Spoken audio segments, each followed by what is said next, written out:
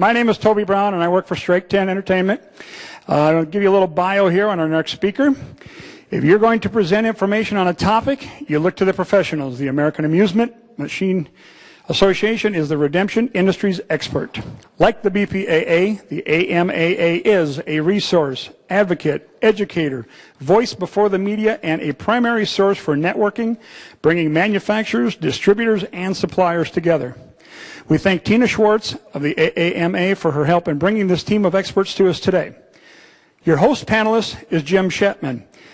He has served as a member of the AAMA Board of Directors since 2010, has been an active member of committees for many years. He is currently Director of Sales for Coast to Coast Entertainment and directs his association efforts to the annual Meeting and Gala Committee and is heavily involved in the industry education programs. Jim presents numerous educational sessions throughout the year and is also a seminar speaker for Amusement Expo and Roller Skating Association Expo. He has a true passion and dedication to the industry that he has been a part of for the last 25 plus years. Let's give a warm Bowl Expo welcome. Thank you very much. Good afternoon, everybody. Thank you for the kind opening and warming.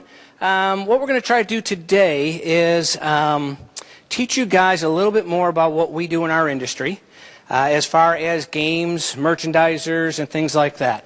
A quick question. How many people own their own games in their bowling alley? Wonderful. How many don't and have an operator? Wonderful. How many people don't have any games at all? Okay, so we have some knowledgeable here. That's wonderful. I'll give you a little bit better background on myself. I've been doing this for 27 years. We manufacture games, but when I speak, and I've done all my seminars for the 7, 8 years, I always come as an operator as our own. My company has 2 arcades remaining on the Jersey Shore. Everybody remember Sandy came through? Wiped out 2 of them. We had a pusher that was 2 miles away that we found. We rebuilt both of those. And then last year, our 3rd one burnt down. So we've had a little run of bad luck, but I always speak about how we make money in our own places. And the other 3 panelists that I brought along that are dear, dear friends of mine have taught me a bunch of things, will also do the same. We're not here to sell you on anything that we make. We're here to educate you on what we do to make you more money. We'll have a question and answer afterwards, but you can always ask questions along the way if you'd like. We're very informal. We're here again to share. The only thing that I ask you guys to do is share what works for you. Okay? In this industry, if we don't work together, shame, shame on us. Okay? We're all in this together, as they say. I share, you share, we all get some great ideas. The first speaker that we're going to have is Sandra Doyle. Sandra, how many years?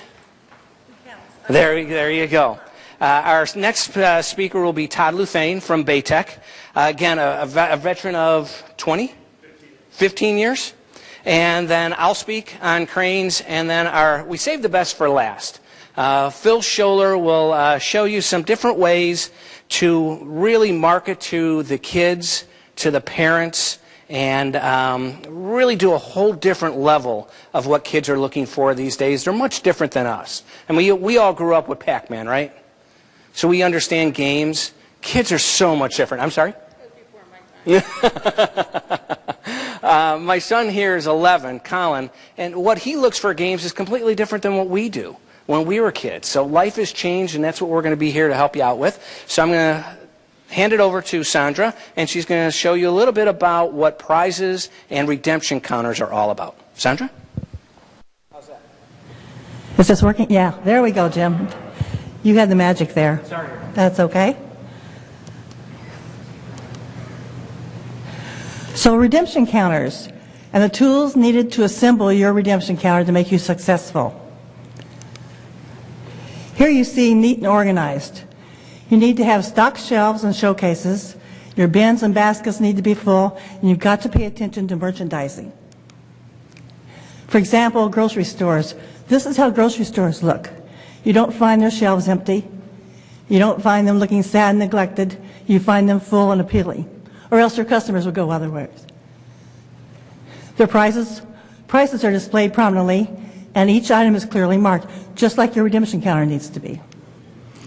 All items must have a ticket value prominently displayed in your redemption showcases and your back wall.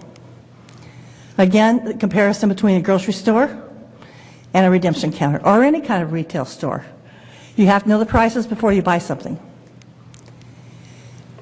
As far as your employees are concerned, you need to involve them. They need to understand the product, and if possible, they can demo it. If they're well trained, you're going to have happy customers. And always remember, this too is a store. You need to be creative. Like here is the grocery store where they've used the Budweiser and built a boat out of it. Your counters, you can do all kinds of things. If you engage your employees in it, you'll be surprised at what kind of ideas they can come up with. Redemption is a vital part of your arcade and a great revenue source if it's operated correctly. Don't get greedy. You made money from your guests playing the games, and they'll play more if you reward them with great prizes, which are priced reasonably. And remember, the more you operate your redemption counter like a retail store, the happier your customers will be and the more profitable you will become. Little paint and detail makes the whole difference. Here on the left, you see one that's just, so-so. And here's where it's all fixed up on the right. Much more appealing. Here's another before and after. At the top you see blank spaces, just haphazardly merchandise, and below you see examples of how it should look. Here they have limited choices. They've organized it well, and it's appealing, but they don't have a lot of choices. Here's the same center, and it's enhanced. And you can see that you attract more customers because you have more variety of merchandise. Here's a bowling center makeover. Before on the left, after on the right, 2 weeks later. Trends in redemption. Movie releases are big. You always need to have some licensed merchandise to go along with whatever movie is popular right now. I never say that you should overload yourself with licensed merchandise because it's too trendy. But you need to have something that appeals. Those kids go to the movie, they know what's popular, and they'll be looking for it at your redemption counter. There's a small display, but it's, as you can tell, it's not a lot of first square footage, but it's done very well. They've got everything in there, and it's well organized. Another small display. And then here's the walk-through redemption store, another concept of redemption. Some really full prize walls. And here's one that's categorized, which I personally always recommend because I think it should be that way, where you put all the boys, things that appeal to boys on one area and the girls on another. That helps your customers too. If they're just girls, you know, they can go, and it helps expedite your counters. Remember, a full, well-stocked, and interesting prize display equals success. Thank you very much.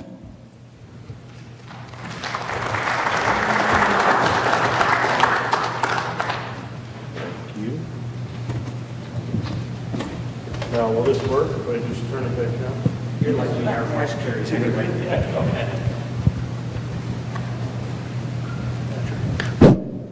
Sounds like it's working. Well, I am very, very happy to be here today, more than you know, because I literally just got off a plane. I was supposed to be here about 3 hours ago, got delayed in Detroit, and didn't think I was going to make it, so I walked in about the same time that you guys all did, coming right from the airport. My name is Todd. I am with Baytech Games. Baytech Games is a manufacturer of coin-operated games, primarily, though, ticket redemption games. Now, I want to introduce myself as that to let you know and not mislead you at all. I personally have not had any experience actually owning the location or owning my own games or operating my own games, but I do have 15 plus years of experience working on the manufacturing side of the business with ticket redemption games primarily, working with people to help them start from the ground up and set their room up. But I also really, really enjoy and have a passion for working with people who have an existing game room that is struggling quite a bit. And they might have a lot of things right, and they probably have a few things wrong. And it's those few things wrong that are really preventing them from going over the top in terms of the revenue and their success. So what I want to do today is walk you through Ticket Redemption Simplified. Now, I saw the show of hands when we started, and it looks like pretty much everybody has exposure to games, whether you own or you have someone else doing a revenue share in your location. But ticket redemption, although it is pretty simple, there are certain things that people miss about ticket redemption, and different formulas that I can give you. So I wasn't sure what kind of a mix of a crowd we'd have, so I went with a very, very simplistic approach. But I do think even if you have a lot of experience running ticket redemption, there's probably still some things that you can gain from this. So broken down to 4 very, very simple steps. Money goes in, tickets come out, the tickets have a value, and the prizes are redeemed, which all sounds very, very simple, but I'm still going to break it down further. So money goes in. That should be pretty straightforward. I paid my money, I play the game. But the money going in isn't necessarily as straightforward as all that, because there's different ways that you can coin up the game. You might be in a location where you have quarters and dollar bills and all U.S. currency. Well, obviously the value of a quarter is always a quarter. The value of a dollar is always a dollar, although the value seems to be going down. But it's never going to change. If you use tokens in your location, though, a token isn't necessarily going to be worth 25 cents. For example, if you have a change machine in your location that's set up with tokens, if I put a dollar bill in, chances are I probably get 4 tokens out, and in that case, now those tokens are worth a quarter. But what many people want to do, which is a smart thing to do, is to give some incentive for larger bills. It's going to help people spend more money. It's going to make it easier for you to count that money. So maybe you want to incentivize them, and if they put a $20 bill into the change machine, instead of just giving 80 tokens, give them 100 tokens. Well, if you do that, now your token value is only 20 cents as opposed to 25 cents. So it does become a big deal when you're talking about playing the games, and if most people start putting $20 bills in, your token value isn't at 25 cents, it's now at 20 cents. And that's going to have a huge impact on your bottom line when we start looking at your percentage payout, which we'll talk about soon. So the price per play of the game is the next thing that determines money going into the games. On the right there it says PPP, price per play, will range usually from 1 credit to 4 credits, so roughly 25 cents to $1 for ticket redemption games. Now when I started doing this, pretty much every single game was a 1 token play. That has changed dramatically. We see 1 token play, 4 token play. We also even see sometimes $2+ plays. Now all that does come into play when we give the tickets back, so they're going to win more tickets for the higher price play, but you're going to see a big range of what the price per play is. The final way for money to go in, I just want to touch on it very briefly, but Phil's going to be talking about it, and that is the use of debit card systems. So now an electronic payment system, and instead of dealing with tokens or dollar bills or quarters or any of that, the player is getting a debit card, they're swiping it, and they're still paying to play the game, so everything else is still relevant, but Phil's going to explain a lot more about what the debit card system is. The next step, tickets come out, so I play the game, I have a good time, I do good, I do poorly, whatever, but regardless, I'm going to get some tickets out when I play the game. Most games are going to average at 7 to 10 tickets per token. Now I want to say 7 to 10 tickets per token as opposed to tickets per play, because depending on how many credits it is to play the game, but on average, I'm going to give 7 to 10 tickets per token. So on a 1 quarter game or a 1 token game, 7 to 10 tickets. On a $1 game, I'm going to give away 28 to 40 tickets on average per play. The tickets have a value. Now this seems pretty simple, but this is where a lot of people miss the boat when they're running ticket redemption games. The tickets become the currency to redeem the prizes from the prize counter that Sandra just showed you. Now Sandra had said that every one of those prizes needs to have a clear price displayed, how many tickets to cash that in. But you as the owner of the game, and you as the one giving those tickets away, needs to determine how many tickets do I put on each one of those prizes. Well, the only way that we can do that is if we assign a value to the ticket itself. The most common, by far, is a 1 penny ticket. So what a 1 penny ticket would mean is that when I go to redeem the prizes from the prize counter, I'm going to pay in the form of 1 penny. Now I do want to make it clear that we do not encourage ever you to both take tickets at the prize counter as well as cash. What you want to do is you want to keep that formula kind of the secret, if you will. So even though we're going to talk about a 1 penny ticket, that absolutely is not me telling you that they should be able for a 200 ticket item to give you 100 tickets and a $1 bill. We do not want that at all. We want to keep the cash going into the games and have it be completely separate from the prize counter.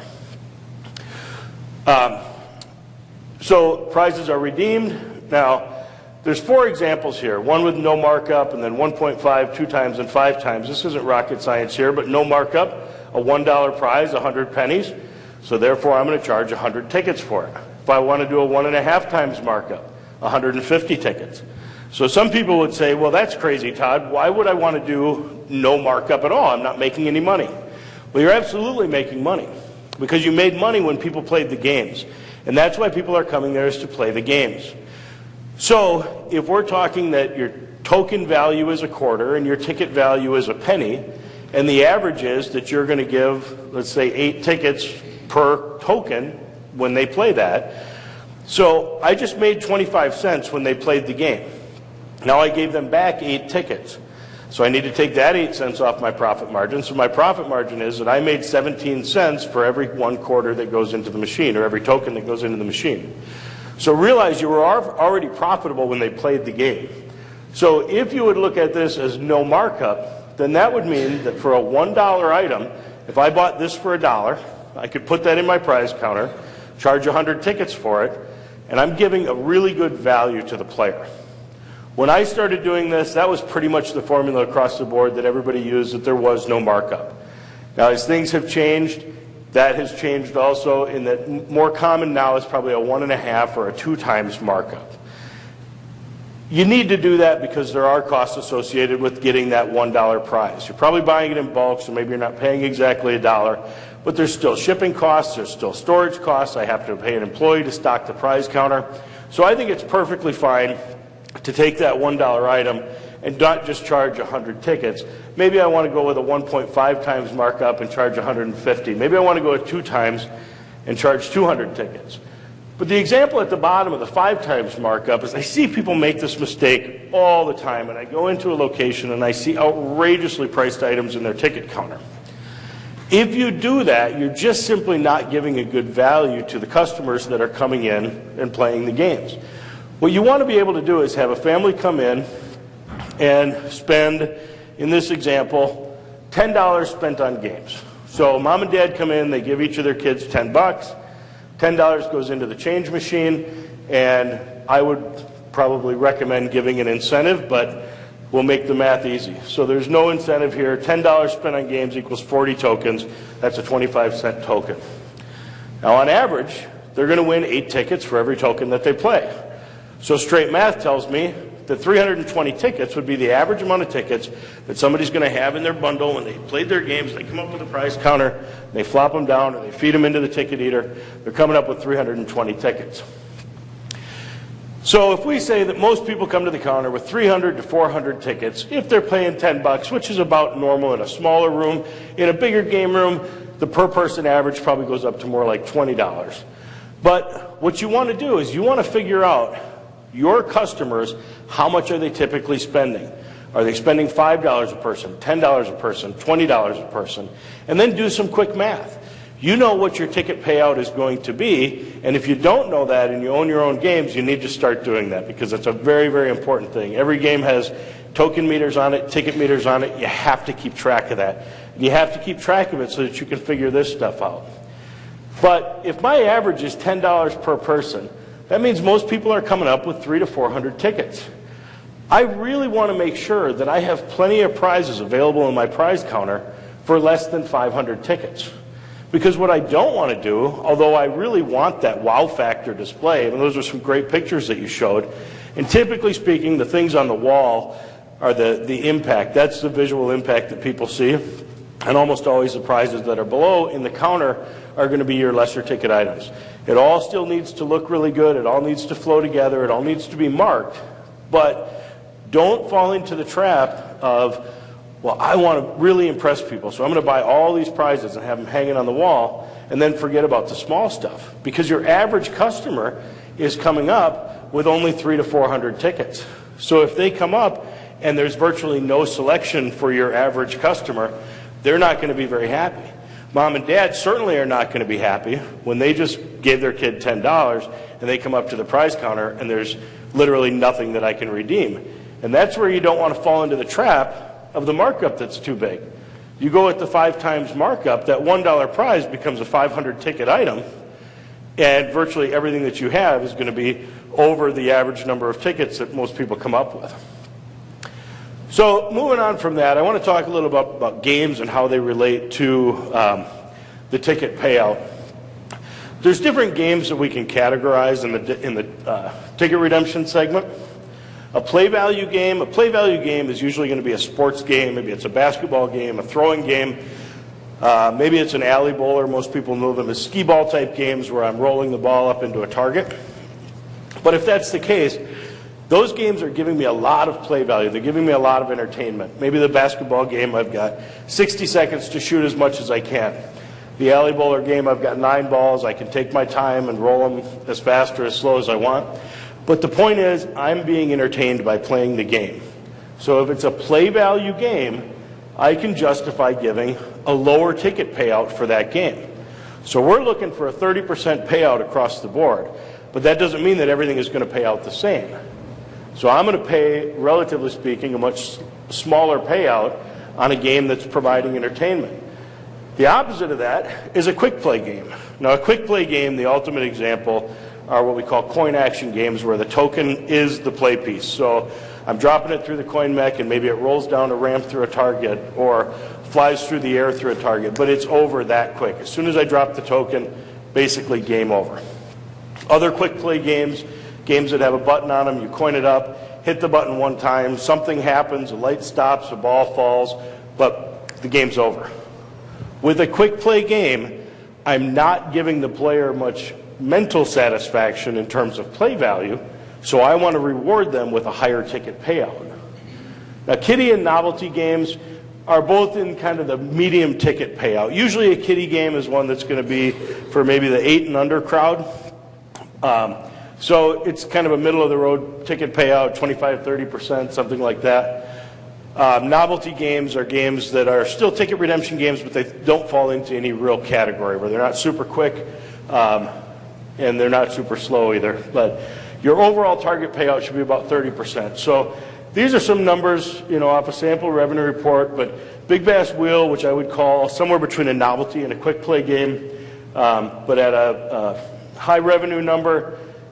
So 21,401 tickets is how many came out of that, and the revenue that came in was 687. So a payout formula for ticket percentage payout is just tickets divided by revenue. So I take the 21,000 tickets, I divide that by the 687, I have a payout percentage of 31.15%.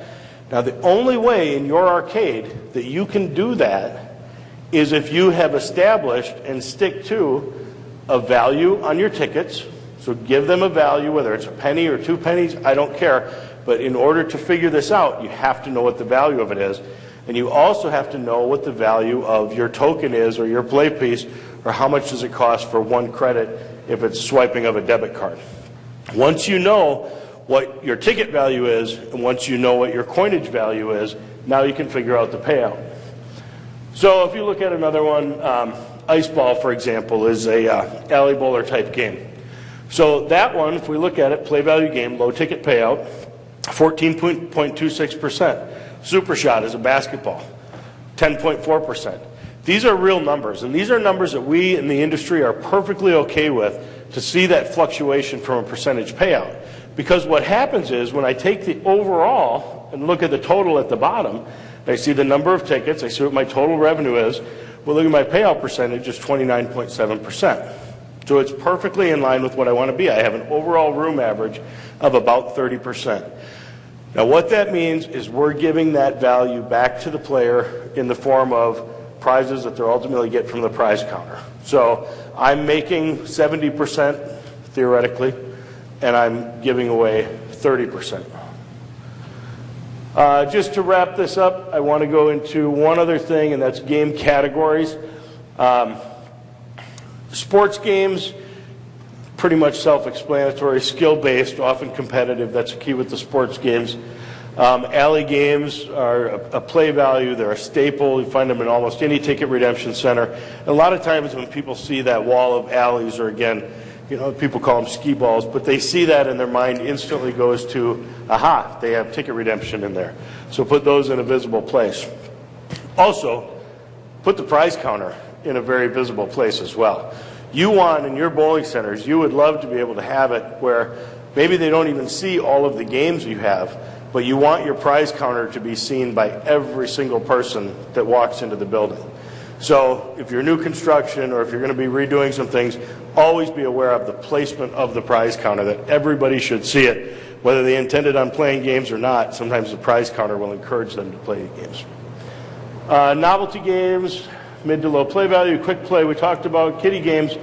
Now, merchandisers. Merchandisers, Jim is going to get up here in a little bit and talk about merchandisers, but merchandisers is an important part of a game room category. The games that don't give out tickets, they're games that give away a physical prize if you're successful.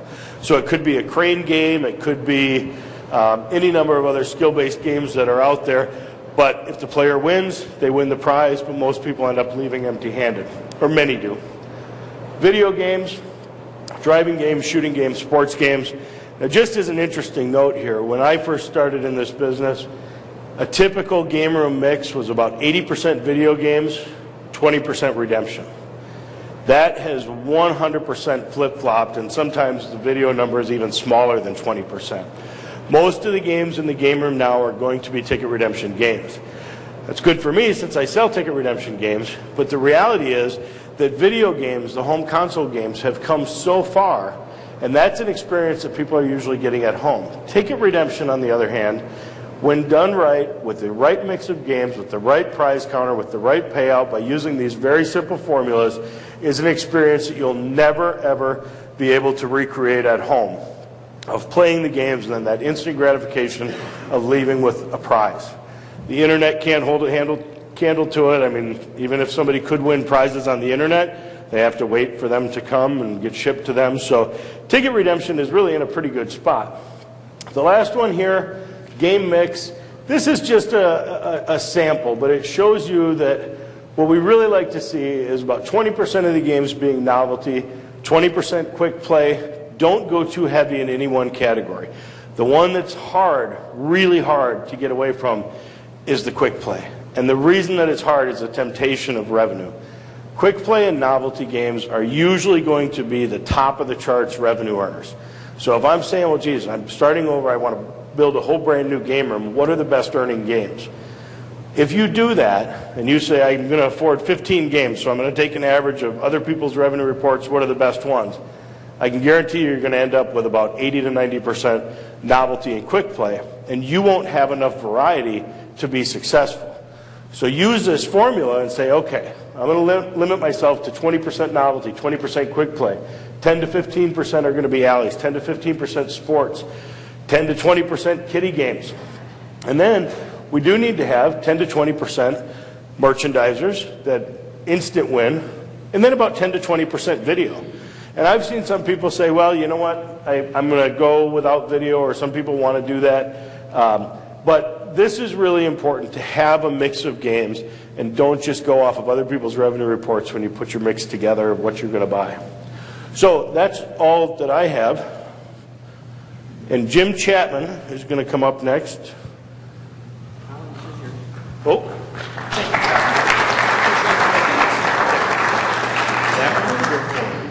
Maybe says back up. It's not. You can handle it. Thank you, Todd. We appreciate it. We're running a little quick, I think, so I'm going to ask you a couple questions. How many people in this room have had help with their game mix and their redemption counters? How many people are flying by the seat of their pants? Okay? Please, this is huge. I've been doing this for a long time, and one of the things that I found, because I get to travel all over, it's amazing how many people don't know what their payouts are because simply no one's ever taught them that. As crazy as that sounds, we all spend hundreds of thousands of dollars on games, yet no one's taught you guys how to do this. Wildest thing. Sir? I have a big set of money makers. Right. How we run our parks is on an average. Okay, I know my alleys are only going to pay 14 to 18% maximum, but I'm going to give them a longer play, so I'm okay with that. My pushers pay out 40, 42%. All benchmark games go out at 42%. It's just the way they send them out, and that's why they make great money. They're great games, don't get me wrong, but you want an average of it. You know, you have to look Sandra had some great pictures up there. You guys are able to get this downloaded. Our whole presentation will be able to be downloaded. I highly suggest that. I always said pictures are worth, they say pictures are worth 1,000 words. Our pictures are worth $10,000. We'll make you money. It's amazing what it can do. Does everybody know how much they're paying out? Huge. You got to do it. Some people do it weekly. Some people do it every other week. We look at ours every other week. Why? I want to know if I'm jackpotting, if a game's not working right and it's paying out too many tickets, or it's not paying out enough. I want to know if all my lights are working. How many people have an inventory of parts? Raise your hand. Okay, because I don't know about you, my games only go down on Friday afternoon about 3:15, 3:30. Okay, I make 80% of my money on weekends. I'm out of luck. Okay, in one of our parks we have over $10,000. There's one gentleman, Rich Oatman, has over $20,000 in his parts room. His parts room is roughly half the size, maybe about a third of this size. His theory is, I'll be doggone if a big bass wheel that makes me $2,000 a week is going to be down on a Friday, Saturday, or Sunday. I'll pay whatever. Todd, what's the board cost? $300-400? Okay, it's a life insurance policy. How many people have life insurance policies? You're not going to use it, right? It's all for somebody else. Same kind of idea here. You have to be in the game. You can't have games that are down. Very important. Our formula is a penny a point. We mark our prices up 2.5 times, maybe 3. If I get a discount, I buy something normally at 2 and I'm getting it at 1, I'm not bringing that markup down. Profit is not a dirty word. That's what we're here for. But it's value. Very important. When is the last time you looked at your redemption counter on your knees? This is where your customers see it. Okay, so you got to be, what are the kids doing? When do you sit down, or have you, and how we do it, I guess I'll just tell you how I do it. Monday mornings, I look, and I always ask, will I give my son $20 to play for the prizes that I offer? Without prizes, I don't have games. I have no income, because that's what they're playing for. We have a lot of people that come up to us and say, hey, I'm building a new place. I got this amount of money. My first question is, how much of that budget is for prizes? And everybody says, what? Like prizes. That's what drives your income. Okay, I'm going to be talking a little bit more about cranes and merchandisers. That's all my games are. That's how I make money in those pieces. It's the prizes that are in it. There's vending machines. But look at your location's redemption counter in the eyes of a parent or a grandparent. Would I go out and give more money? Okay? Do you know what the average number of tickets comes to your counter? Todd alluded to this as well. If it's 300, you got to look at what's 500, 800. You do have to have some good prizes, but you want to encourage them to keep coming back. Give them a reason to come back. That's huge. That's how we make our living. Now, on our shore, we have 16 weeks. We want to get everything we can out of them. But that's vacation money, so it's a little different. In a normal arcade, right, you guys all see the same customers, right? Got to give them a reason to save, and that's better prizes. Huge. Take the time on Monday to sit down with a cup of coffee. What do I need to order? Order it Monday or Tuesday. You got it by Thursday or Friday. Simple thing. When I had a location called Sir Bounce-A-Lots, I trained a girl to do that. She struggled for a month. It was torturous to watch her, but all of a sudden the light bulb went on. She goes, Jim, I'm never out. I'm never going to be out of a product. Because you have to have full counters. Much like what Sandra said. Do you ever go to Walmart and they have nothing in their counter? Do you ever go to Nordstrom's? They're always full. Same thing. We run a retail store, folks. We run a retail store. Any questions so far? Ma'am. Okay, you don't have redemption right now, and they're looking to put it in.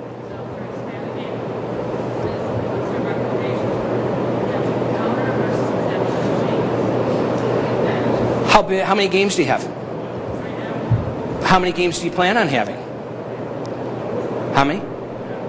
Well, it all depends on the size. Todd's company, and again, we're not pushing anything, they make a system where it's all, you don't even need a counter. So it's really nice. Todd, how many pieces would you recommend? Something like that. 15, 20? You'll see it at the show.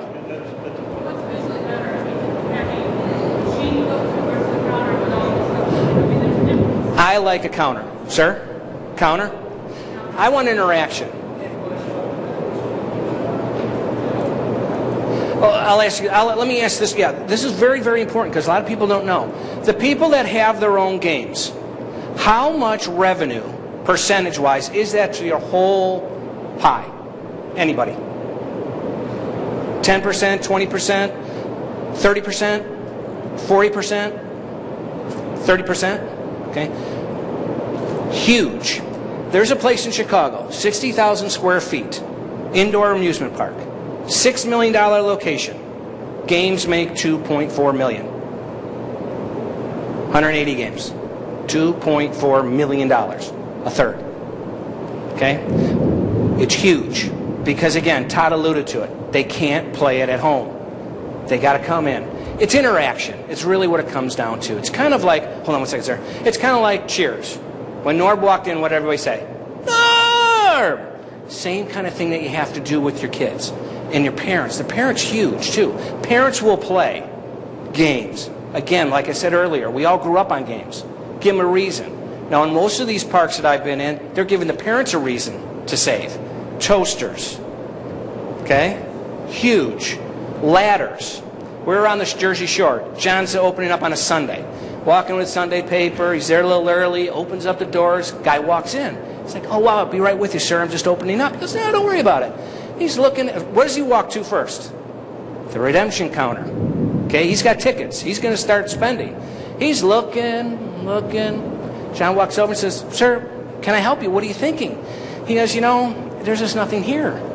He's like, sir, I just spent $75,000. There's something here. He goes, no, you got good stuff, but I just broke my ladder. John's like, hold on one second. Goes back to the office because he had the Sunday paper, brings out the Lowe's thing. He goes, which one do you want? He goes, oh, I like that one. He goes, all right, hold on. Did a calculation. X amount of points. By the end of the season, 16 weeks, 8 ladders, 7 weed whackers. Who would ever thought? Who would have ever thought that we would have went through that? And we're doing this for years. It's out there. Ask your customers what they want. They'll tell you. Now think about it. If you did that, what happens? They're endeared to you. Because if I came to you and said, what would you like to see in my redemption counter? And you said, hey, I'd like to see a microwave. I put a microwave there, what would happen? Oh my God, you're listening to me. Set of tires. We've done washing machines. We did Gold Cougarans. We've done cars for different people. We did a different kind of promotion. Whatever they want. They want garbage cans. They want popcorn makers. Whatever they want. We'll do it for them. Because that's the business we're in. What did Walmart do? Or what did Walton do? He built Walmart, right? How many billionaires in that family? What did he do? What was his main thing? What does the customer want? And he always said hello. Everybody greets you. Now the greeters aren't as good anymore, are they? They used to be there, now they're not. But, sir, I'm sorry I was rambling. What he's asking is, do you want to do a counter or do you want to do a walk-through store where they pick out the prizes and they do what they want? Who has a walk-through store? Anybody? I've heard some great things. Do I want a toy that somebody just sneezed on or picked their nose on? That's just me. It's all in what you like. It's about passion. That's the biggest thing. You got to love what you do. It's the passion part. I like the interaction. I want my people talking to them. I want to talk to my customers because somebody else is going to grab them. Because if you don't, they're going someplace else. Just that simple. When you go buy a car, if the guy hawks you, are you going to buy? If the guy comes in, sir, can I help you? Ma'am, can I help you? Let me know what I can do. Who are you going to buy from? Person that's nice. If you don't interact, you're shot. That's really it. I love that rain. Any other questions, sir? A decent program, you can go as little as 5,000 square feet. You can go 15,000 square feet. Really depends on what you want to do with it. In the bowling industry, you guys are changing now. You're seeing that you need to bring in more people. Now you can do birthday parties. I've seen them put laser tags in. How many people have laser tags at the bowling alley? What do you think, sir? You like it? Big money? What else did it do for you? Brought more people in? More birthday parties? They spend more money? Right? They wait 20 minutes for the next game start. What are they going to do? Okay, there's a reason why this country is so far in debt. Everybody spends. Why can't we have it? Why does the government always got to get our money? Give them a reason to spend. That's the best. If you only take one thing away from me, give your people a reason to spend. All right, let's talk about some cranes. Are there any other questions? I kind of got off topic. I'm sorry. Colin, can you work me? Okay, there we go. Here's my numbers. I guess the only thing I can say is call me, email, text me. I'm always there to help out. You got a question, please. People have done that for me. Greg is in here. I've worked with Greg. Greg, raise your hand. I'm fairly accessible, but I'm happy to share. All I ask is if you got a great idea, please share it with me so I can use it as well. Colin? Okay, let's talk about cranes. How many people have cranes in the room? How many people like cranes? How many people make money off of cranes? Big money off of cranes. Okay? I'm sorry, ma'am? Oh, huge money off of cranes. No, you're too fast, too fast. Here's one of our setups. We do an arc of cranes. Okay? Why do we do this? It's much like going to a mall. Mom wants to eat something, Dad wants to eat something different, the boys and the girls want everything different, so that's how we do it. There's always something different in there. It's a retail store. It's just the way how we look at them. It's a retail store. We always have them priced so the people know what it is to play. First one is a knobby ball. How many people are using knobby balls? Like them, huh? How many are going $1 a play, winner every time? Big money, right? Huge money. If you're not doing it now, do it every other play. Or get that dollar. People will spend the dollars. Okay, licensed product, huge. Colin, next one, please. Okay, cranes. They can vend any item. Whatever you think you can come up with, I can show you a way to do it. Okay, plush and licensed toys. Very, very huge. You want quality. That's why you use a licensed toy. Mix in with a little generic to bring your average down, but use a quality piece of product. The people like you, Sandra, will help you with this. Their job is to make you more money. They want you to buy more from them. They'll tell you what's hot, what's not. Huge. Okay, electronics, TVs, tablets. 42-inch TV, how much is it going for nowadays? $250, $300? Can you believe that? A 42-inch TV? Colin, how big is a TV? Colin, stand up, please. How big is a TV in the front room? 52, right? Inches. I think it's like about 52-inch. It's too small. How's a 52-inch TV be too small? Wives think I gotta get an 80-inch. I'm like, we watch way too much TV. Kids are going to be going back to college, right? To go back in August. Your crane should be filled with laptops, tablets, stuff they want that the parents won't buy them. Right? Every kid going to college wants a new toy. Tablets are $250, $300. That should be in your merchandisers. That should be in your cranes. Ticket bundles. How many people do tickets? No one does tickets. Everybody else a swipe card? Who's doing swipe cards? Oh, Phil, you're going to love this crowd. If you're using tickets, ticket bundles, wrap them up in 50, 100, 200, 500. Huge. Who's using rainbow balls? Greg, you're using rainbow balls. What kind of luck are you having? Great. You know, simple ball. Very easy to do. Jerseys. Yeah.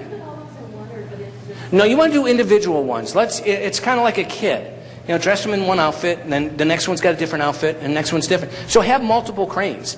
You know, you put them in a 4-pod. You can put 15. We had one room of 52 cranes. It would do anywhere from $7 to $15 grand a week, and that was extra money. Extra money. Unbelievable. Jerseys. How many sports teams can you utilize? Huge. Those jerseys are expensive, but you can do less ones. Ma'am? How much are you guys charging per name? You do 50 cents or $1, but that's how you're metering out. It's like your redemption games. You're metering out. You're going to pay about 33%. So if you have a $5 item, I want $15 to come in, and then that's one. Very simple. It's just a simple formula. So about a third of your money goes to that prize. So you have to figure out, do you want a big high-end jersey? Or do you want one high-end jersey and a bunch that you can buy like from Kohl's or from Shopko? That's a $6 or $5 shirt.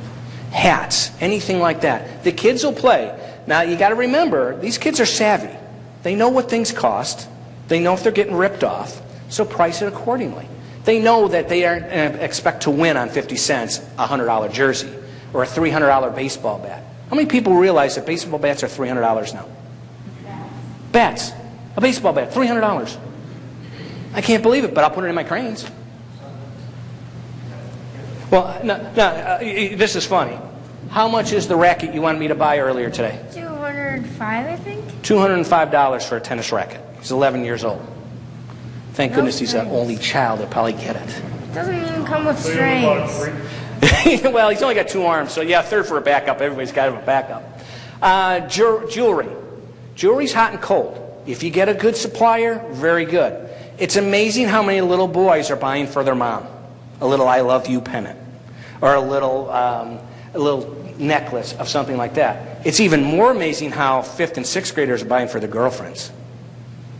I don't know about you guys and gals. At 5th grade, I wasn't thinking about dating, but they do now. So let's take advantage of that. Balls, basketballs, knobby balls, footballs, autograph balls. Crazy things you can do here. Gift cards. What's the most expensive thing you spend your money on other than Starbucks in a given day? Gas. Okay, now, didn't we hear this week, oh, gas is going up. We got another war going on. Oh, no, oh, God, we got to bring up gas again. We got to bring up gas again. Gas is going to be $4, right? 4 1/4 is probably where it's going to go. Gas cards. Folks, gas cards. This is going to be perfect. Colin, next one. All right, let's show pictures. SpongeBob. Can't stand him, but the kids love him. Great, great character. Now look at that crane. All the eyes are pointing forward, and then there's a poster on the back. Again, we're marketing. We're telling the people what's in it. We do $1 a play, and then we do a special in our cranes. Put a $5 bill in, I'll give you 7 plays. You'll be amazed how many $5 bills you'll collect. Has anybody done that yet? Do it. If your cranes allow you, do it. It's huge. It's amazing how many $5 bills you get. Next, Colin, please. Okay. Basic generic could look good. Know your customer base. Here's a 50-cent crane. I'll pay out again. On average, that one's kind of probably about an average of about 99 cents. So every $3 in, somebody's winning. So 6 plays, someone's winning. Next. iPads, when they were hot. Spell iPad. I-P-A-D, and you win. Take 1 letter, keep it out until you get enough money in, put it in. Now tablets, Samsung, huge company. Great tablets, great new phones, great watches now for the phone. Let's utilize what they want. When Colin was 6 years old, he wanted a Nintendo DSi XL. Okay, just came out, got to have it. Well, he's an only child, and we're going to spoil him. He's a good kid. So I go looking for it. So I go into this GameStop, and I said, right, what is it? What's it going to cost me? Tell me the whole thing. What's a pack? I want the whole price. I don't want to give it to him. Say, oh, I wish I had this. You know how you get that broken-hearted feeling you let your kids down? This kid comes screaming in, Mom, I got to have it, I got to have it, I got to have it. She's like, what are you talking about? It's the new piece. It's the best piece. I got to have it. I can go on the internet. I can do this. And she goes, no. I'm like, hey, this is cool. A mom, that means no. I mean, we all see it, right? No. And they keep kicking your games or keep throwing. But this was a real no. I'm like, wow. She goes, son, you got one in December. You ain't getting another one. I don't care if it does your homework for you. You aren't getting it. Guy comes back. It's $218. I go, I'll take 20 of them. I was like, 20 of them? I'm like, yeah, I got a route. If mom's saying no, the kid's going to want to play for it. Just that simple. So here's a tip. Go to Best Buy. Get to know the sales associate. Ask them what do the kids want the parents won't buy them. That's what's supposed to be in your cranes and merchandisers. Simple tip. Next one, Colin. Here's another way to do a phone. Okay, phones are hard to pick up, right? Wrap it in a piece of plush. How many people have plush that they can't get rid of? Thought they were going to sell the daylights out of it. Can't get rid of it. Sitting in the back room, right? Put something in it. Now it's the vehicle to win another prize. Just saved you some more money. Next. iPhone? This is a cool one. I wish I came up with this. I was walking through Walmart and saw this. What a great looking crane, huh folks? Cool color gravel, great prizes, and they added another element to skill. Okay, they got to get it in to that the little tube to even have a chance to get it in. Isn't that great? Nothing better than somebody putting $1 in and they make the mistake. What are they going to do? Throw another $1 in, and throw another $1 in, and throw another $1 in. Great look. Next, please. Here's our ticket bundles. So if you're using tickets, wrap them up. It'll be one of your best cranes ever. Next one, please. We were talking about jerseys. This is in Appleton. Great little thing. They rolled up the shirts, the sweatshirts, like you do a towel, and then just put rubber bands around them. Great little gig. You can do that with a crane because you can change the voltages and the strength of picking things up. Next. Jewelry. This one came from Chicago, Richard Altman. He went online, or he had somebody go online, and get the little display cases that you'd find in any jewelry store. He spent $3.65 for those pieces of jewelry. When he did that, it looked like they were $25, $30. Perceived value. Next, please. I love that one. Here's a knobby ball with faces on it. Throw some faces in. Don't do all faces. Just throw a few in. They'll dig and keep playing until they get that one. See some people nodding. They've seen that. Next. Okay, here's a different way to do them. 4-inch capsules, roughly the size of a 5-inch ball. You can add different things into those capsules. You can add tickets. You can add candy. You can add a key to a side box for an extra prize. It's just your imagination. The bottom one is they're hanging that 4-inch capsule with a bunch of product in it and a merchandiser as a medium or a low-end prize. Great quality. Remember, mom and dad will pull more money out if it's a quality item the kids are playing for. So think about that, please. This is the one thing that I did. This was unbelievable. I found these Hummers at a trade show, and I think they were $12. I bought 50 of them. I'm like, I can use these. And I just put a letter on each of the knobby balls. They spell Hummer, Hummer. Held out the E until I got my money into it. Boom. That kid wanted at 10:30 at night in one of the sports locations in Appleton, Wisconsin. He's calling the office. I gotta have it, I gotta have it, gotta have it, gotta have it, gotta have it. Call the kid up. Look at that grin. So what I did when I walked in, I'm carrying this big thing. Excuse me, pardon me, excuse me, pardon me, pardon me, pardon me. Everybody's watching me. I'm looking like a big dork. Pardon me, pardon me, pardon me. I'm like, what? I got the kid just won. The kid's jumping up and down. We're taking pictures. People are jamming money into the cranes. Make it a spectacle. Have some fun. I mean, look at that smile. That's what we're all about, right? This is what we're all about. Next, please. You didn't even let me have one. This is how we did it. One side of the page, or the paper, has an H. The other side has what it is. Spell helicopter to win the prize. The coolest thing out there now are those little small helicopters. Handheld ones. Use them. Put them in your merchandisers. Put them in your cranes. So then I take the piece of paper, I put the letter facing the product, and then I put just a simple rubber band around it. Little extra effort.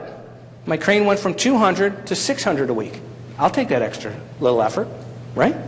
Well worth it. Nice and simple. Okay, Dunkin' Donuts. Everybody's got Dunkin' Donuts, right? If you don't, you got McDonald's. You got Burger King. You got Starbucks. Gift cards in cups from $5 to $25. And we simply sign this one. Now, if you look in the back, see how there's blue around that? That's the actual bag. Gary, one of the owners, was having his bagel one morning. I'm going to try this. So he puts it down on the shore, puts it in on Friday. Monday morning he collects it, $637 over the weekend.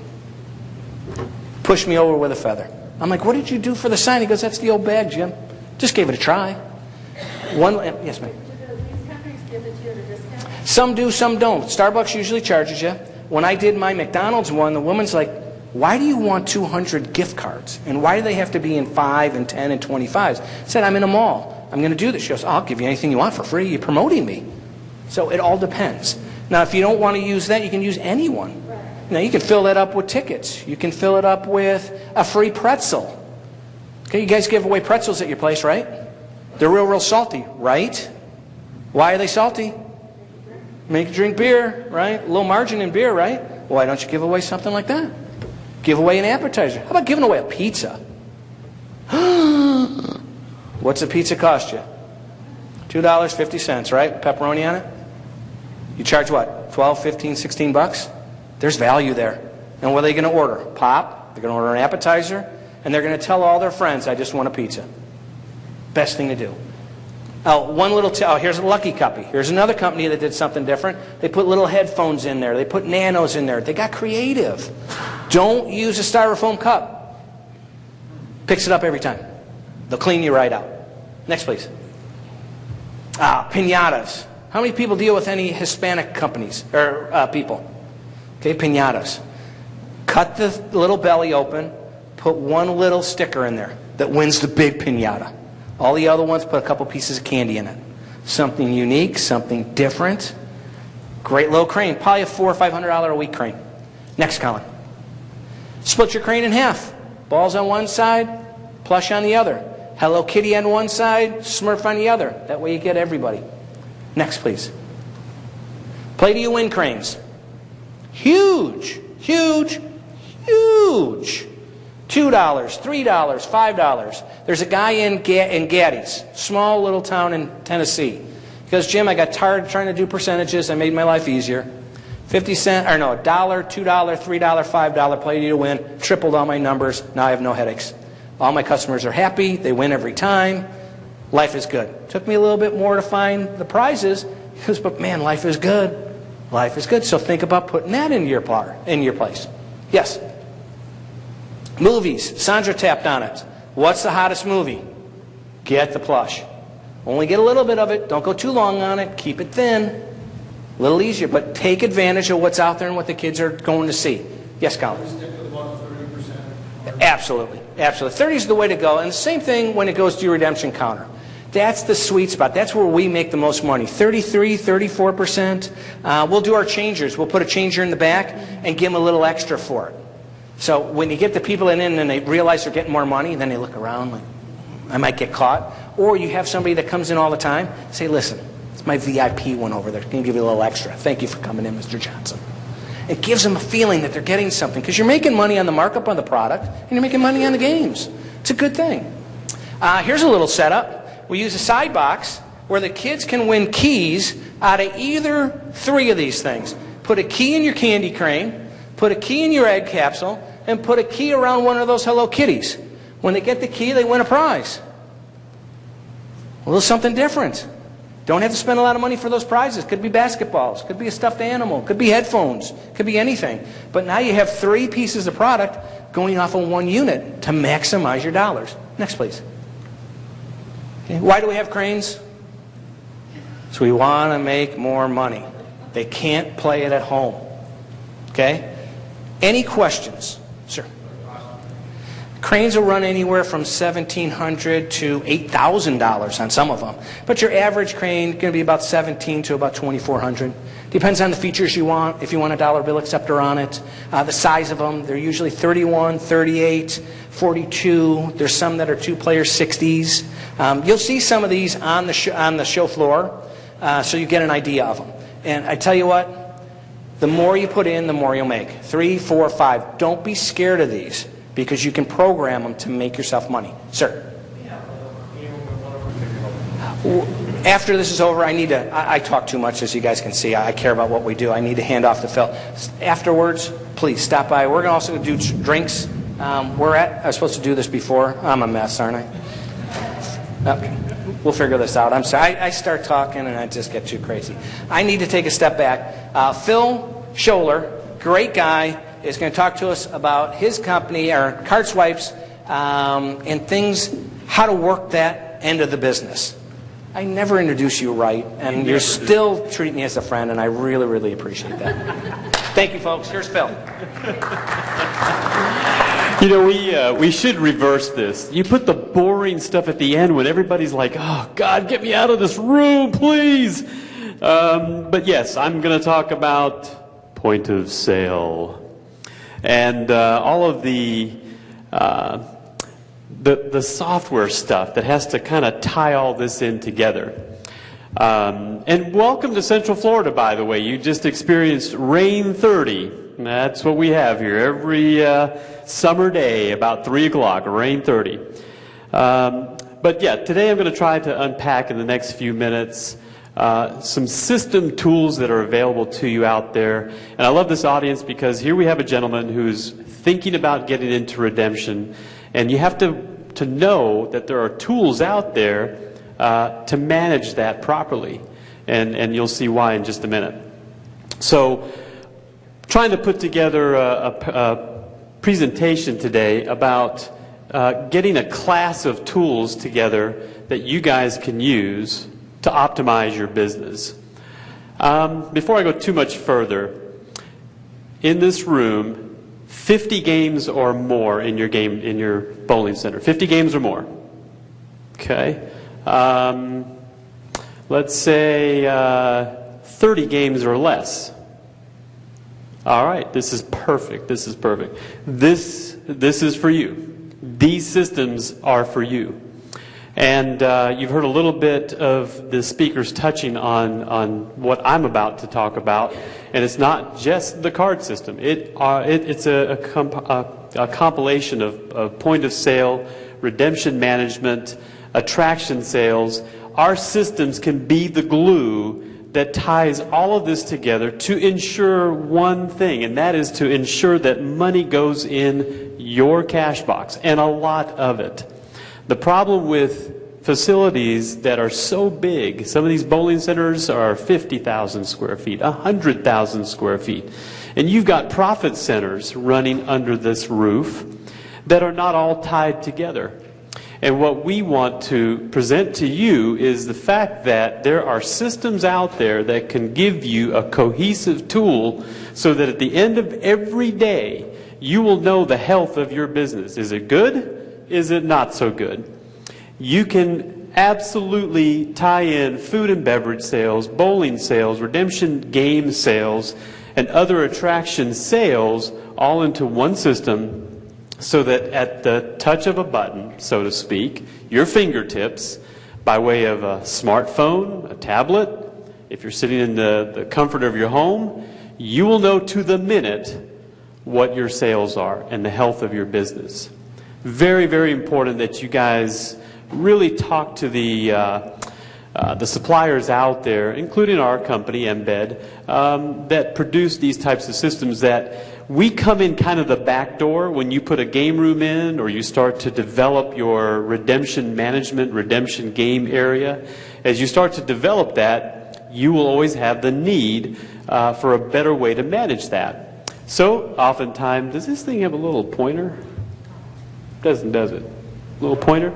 Is there a pointer on this thing? No, no pointer. So we usually kind of come in the back door for the game management side of things, but it's not just the card reader, it's not just the cards, it is actually a lot of these systems put together under the heading of point of sale. It's software that runs your cash box. That's really what it is. We can be the glue that holds together, again, all of these elements, but we typically start right there at the redemption game side of things. When we put systems in your facilities, your bowling centers, the owners and operators typically come back and say, and I've been doing this for 19 years, that we saw an increase in our overall sales. Why is that? The game sales always go up when you put these types of management systems in there. Always. I can comfortably say that after 19 years of doing this. 100% of the time, when you put a card system in with a point of sale, your game room sales will go up. No matter where you are, your demographic, the size, and that's why I asked the size of the game rooms in this room today that are represented, because it matters not. I've seen it 100% of the time. Now, how much do they go up? Some only go up 5%, but some go up as high as 30%. Why? Why is that? I'll get to that in a minute. So you've got everything going into your cash box with these systems: food and beverage sales, attractions, bowling, game room. All of that is going into your cash box when you use these systems, and you're able to monitor it again at the touch of a button. Why does this happen? Because these systems put control back in your hands. All of the control. Control of what? Your cash. Your cash, and how you can optimize the square footage for a 5,000 square foot game room, a 2,000 square foot game room. It optimizes every inch of what you can use your facilities for when it comes to game rooms, redemption management, and wrapping it all together with the bowling side that you guys already know and do. It puts control back in your hands. From these systems, you can see exactly to the penny and to the minute how much revenue you brought in that day. You can also see the activity of your staff members. That's why these systems do so well. You can see all of this. And one of the most important things, I'll go forward for just a second, then I'll go back. One of the most important things it does is it clamps down on your bleeding. If you have a prize center with a counter and staff members, you're bleeding if you're not using these types of systems. This is the area that bleeds the most. Jim talked about a gentleman up in Chicago area, Rich Altman. Beautiful place, couple hundred games, a prize center that would blow your mind. Amazing place. You could just go in and just be in awe of the prize center. But you know what he told me a long time ago when I approached him about buying this type of system? He said, Phil, I experience on average about 20% shrinkage. 20% shrinkage. And you know what? He was okay with that. Because his game room does over $2 million. His game room, just the game room, does over $2 million a year. Well, we can't all say that we can have those size game rooms, right? So he was okay with 20% shrinkage. And that happens to be the average in this industry. It's probably even higher. I love the facility owners that come to me and say, oh, we don't have any problem with shrinkage or theft or anything like that. We have family members working for us. I said, man, you've got a big problem. Oftentimes, that's the biggest problem. They're the biggest thieves. So with these types of systems, though, you can inventory every toy soldier, every Chinese finger trap, every piece of plush that comes in and out of your facilities. You can absolutely, to the second, look at your payout percentages, the number of tickets you're paying out, the number of tickets that are being redeemed. Whether you do electronic ticket or paper ticket, matters not. You, to the minute, can see the pulse of your business. And if you're not using these types of systems, and if you're not using these types of systems to cohesively glue all this together, you might need to reassess. Because with these types of systems, and with the use of a card, a customer now is more branded to your facility. They can now, with a card, come in and use that to pay for bowling. Use that for shoe rental. They can use that at the bar for a beer. They can use it at the prize cranes. They can use it to store their tickets. Great story. A few years ago, we've got a large customer in North Carolina and South Carolina, 4 centers. Each of their game rooms average about 1.8 million. Not a bowling center. But they had a player, just one guy, who went around to all the 4 stores, and over a period of time, a couple of years, he accumulated 500,000 tickets. And he just wanted to play and store those tickets and store those tickets until he could go to the owners of the facility and say, I've got 500,000 tickets here, or whatever he accumulated to, and said, you know, what are you going to buy me? You know, I want a Maserati or whatever. 500,000 tickets is a lot of tickets. He can't do that without this type of a system. And here's why. In the midst of doing what he was doing, right around the 300,000 ticket mark, he lost his card. He lost his card. In many cases, that would have been end of story. If it had been a place that had no system like this, it was going to be definitely the end of the story for him. He had registered his card when he bought it at this little guy, the kiosk, an unattended point of sale. He bought his card. He spent $100 on the very first purchase of that card.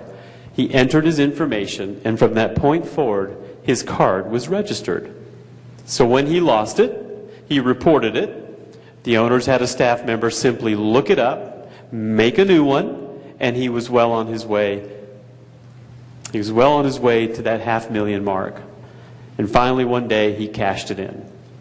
That's the power of these types of systems. The control now can go back into your hands. That's where it needs to be. In your hands. You're the owner. This is your money. And Jim said it. Profit is not a bad word. We want to help you guys. We want to help you make as much money as you can. So you build the best places out there so that you optimize the trends that are out there today. Why is it that some of you are ripping out lanes and putting in redemption? Because it makes more money. Now, why not put a system in place that ties it all together and makes you even more and puts more control back in your hands? Why wouldn't you do that? Of course you'd want to.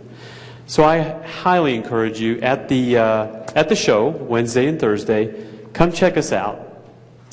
Take a look at some of the really unique systems that are out there and in place for your use today, so that you can put more of that cash in your cash box and more control back in your hands, and at the end of the day, make a great profit.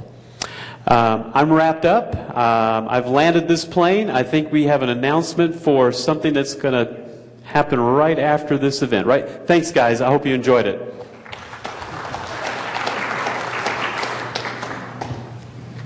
Thank you all for being here. Hopefully we taught you a few things. The 4 of us, 5 of us, 6 of us, whoever wants to be there, we're going to do a little meet and greet. If you guys want to come by, we're going to do 1 free ticket for a drink, 1 free drink ticket, and we're in, I know you told me 10 times, Headwaters Lounge in this hotel. If you go back up towards the hotel, it's going to be on your right-hand side, just past the first set of entrances. Does everybody know where that's at? Just past the sushi place. We have a flyer. We have a handout that we need you to send back to us, please. We're able to give you all the information that we shared here and more if you just let us know what you want. Ask questions, drop us emails. We have a sheet of paper. Please fill that out. Any other questions that you may have? Tina's going to hand that out to you. We have plenty of time. We'll stay here as long as you guys want. Ask questions, please. Ma'am? Hold on a second. Licensed versus generic. I like licensed better. I'll mix in some generic to bring my cost down, but I want that quality. And then I can charge more for it. Because we had one place in New Jersey, a little rinky-dink mall, and walked into it, and here were these Minions. Everybody knows what Minions are, right? Despicable Me. $10 play to you win. We're there on Thursday, and I know the operator, and I said, hey, you know, Joe, you got a problem here on your Minions crane. He goes, yeah, I know, the dollar bill's all full, right? I'm like, yeah, and he goes, well, that's why I have the credit card swipe on it. Because usually by Tuesday it's full. Think about that. He collects on Friday. By Tuesday, the dollar bill, which is an 800 bill stacker, is full of $10 bills. It's got a card swipe on it for the credit card. Oh, it's Jersey. Why? I'd be there every other day myself, but that's just. But can you imagine a jumbo size of large plush, $10 a pop, and the kids are standing in line to put it in? Crazy. Any other questions, please, sir?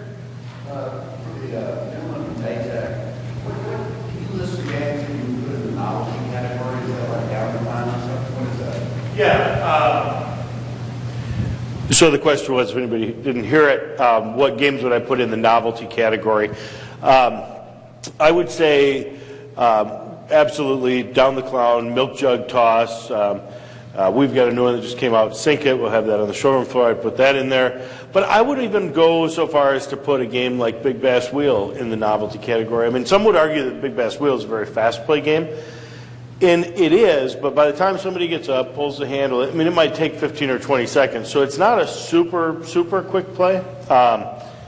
Novelty is a tough category because it's kind of a catch-all for a lot of different things. But yeah.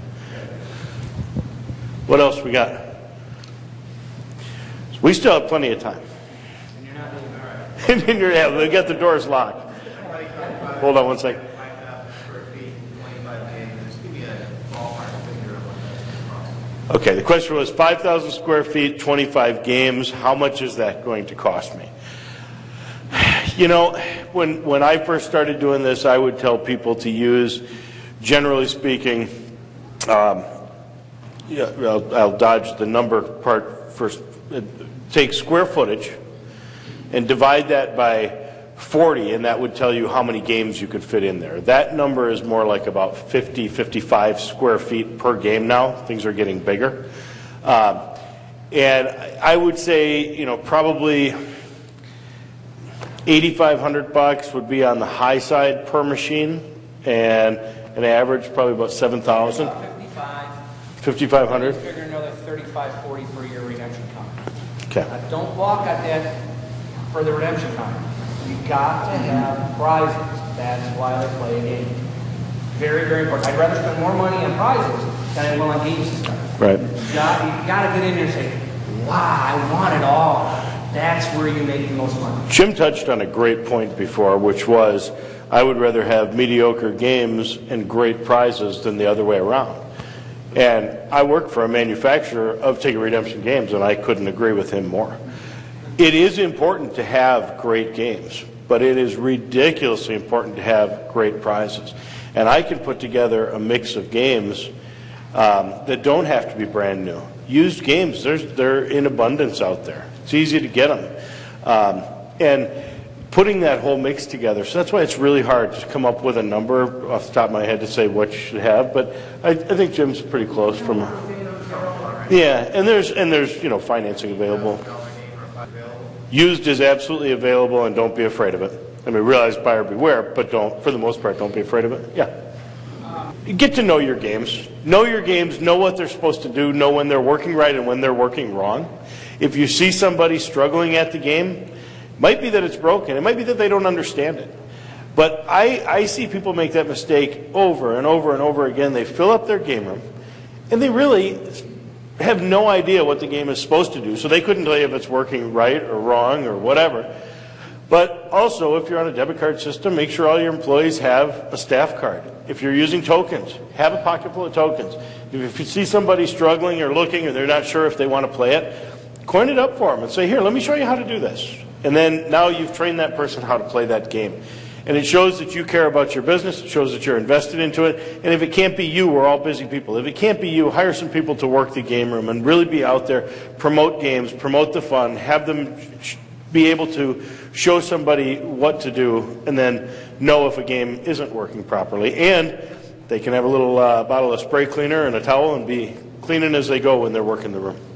Oh, it varies. You know, there's always a basic setup that you do. You know, like you were talking about doing the what, like the small ends for the showcases, everything. You always have those. You always have things like Tootsie Rolls or something, so a kid gets something, even if they only have one ticket. Right now, a lot of things that we sell are like plush. The Hello Kitty stuff is really hot. Everybody should have Hello Kitty, whether they put it in their crane or in their redemption counter. They need Hello Kitty. The new movies are coming out. Always tag on to that. Lots of things are basic, like basketball sets, been around for years. Then you always have the one version of a whoopee cushion because you got to have it. Right. But it's, you know, with a catalog of like 300 items, it's just really hard. Hammers and stuff like that? Oh, all the inflates, sure. Inflates, electronics, any kind of games. Lava lamps still? Lava lamps still. Any version of a lava lamp. I had one customer that called me at 6 o'clock on a Sunday morning. I didn't call her back. I waited till 11. I said, really? Did you have a lava lamp emergency? What's up here? You know. But she had a question, so I called her back on a Sunday. We are out of time. We out of time? Let's let people go.